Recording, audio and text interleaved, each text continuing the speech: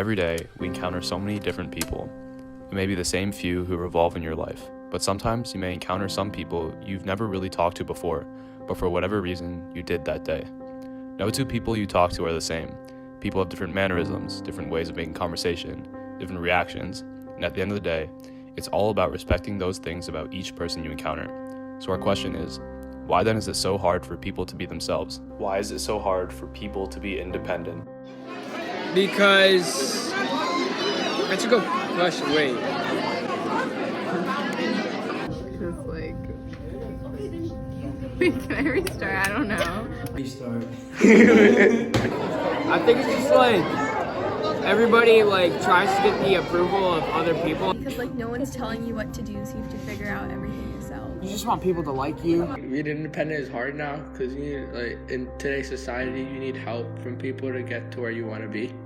Kind of depend on your parents, and it's kind of hard to sometimes to break out of that habit. Being yourself is hard because you don't like being yourself. It'll be hard because you can get judged and you want to fit in with everyone else.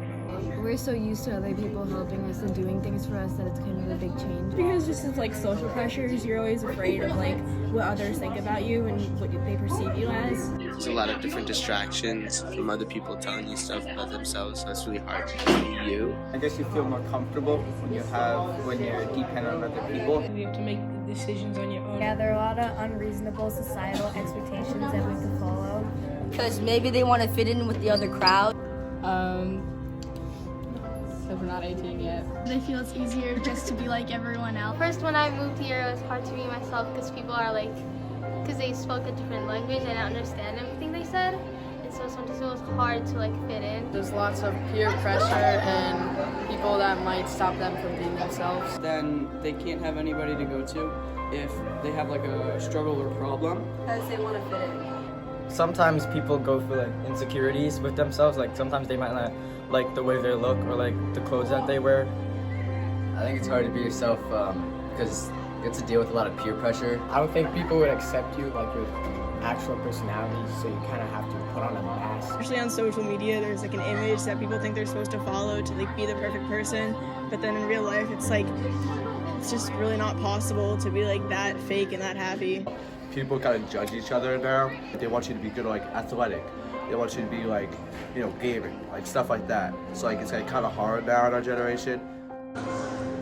After hearing your responses, we asked our faculty, how do we overcome these barriers? It's a good question. That's a hard question to answer. So what makes being yourself worth it? I think to genuinely be happy, you have to be able to accept yourself, even the parts that other people don't accept. And that's when you get genuine happiness.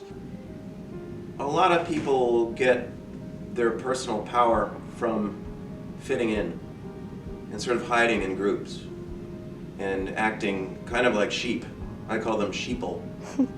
And people do need a sense of community and they need to feel a sense of belonging.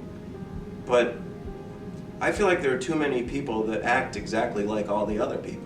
It becomes a little bit intimidating to say, well, I don't want to be like you, I want to be like me. People don't always know who they are and they're trying to form the person that they're becoming. Everyone craves to have friendship and to be engaged with others, and in order to do that you have to be vulnerable. You have to be your true self. A real strong person, someone who's really courageous and wants to dare greatly to be who they really are.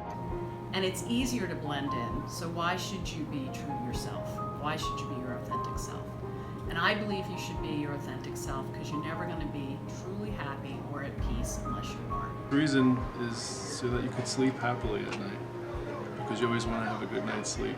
And when you lay down and you have to be alone with your own thoughts and reflect on your day, you want to feel, I guess, good about the day that you had.